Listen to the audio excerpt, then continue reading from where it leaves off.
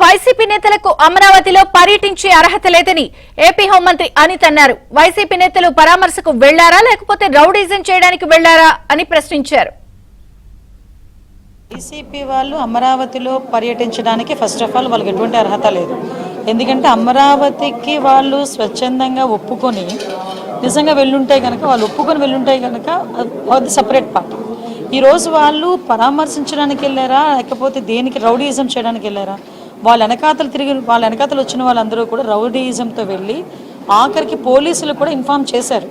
అక్కడ ప్రాబ్లం అవుతుంది, అక్కడ మీరు ఏదైతే పెనుమాక విలేజ్కి వెళ్తున్నారో అక్కడ 90% ఆఫ్ అక్కడ రైతులందరూ కూడా స్వచ్ఛందంగా ముందుకు వచ్చి భూములు ఇచ్చారు. భూములు ఇచ్చిన తర్వాత 1 or 2% ఎవరు అయితే ఉన్నారో వాళ్ళని దగ్గరికి వెళ్ళి మాట్లాడదామని చెప్పేసి వీళ్ళు ప్రయత్నం చేశారు. దానికి గురించి చెప్పేటప్పుడు కూడా అక్కడ అమరావతి రైతులు కొంతమంది ఉన్నారు, ఈ టైంలో మీరు వెళ్ళడం మంచిది కాదు అని కూడా క్లియర్గా చెప్పిన తర్వాత కూడా కావాలని వాళ్ళ మీద రౌడీయిజం చేయడానికి వాళ్ళు రౌడీలను ఎంటబెట్టుకుని వెళ్ళారు. అంటే రౌడీలను ఎంటబెట్టుకుని అమరావతి రైతుల మీద రౌడీయిజం చేయడానికి వెళ్ళారా?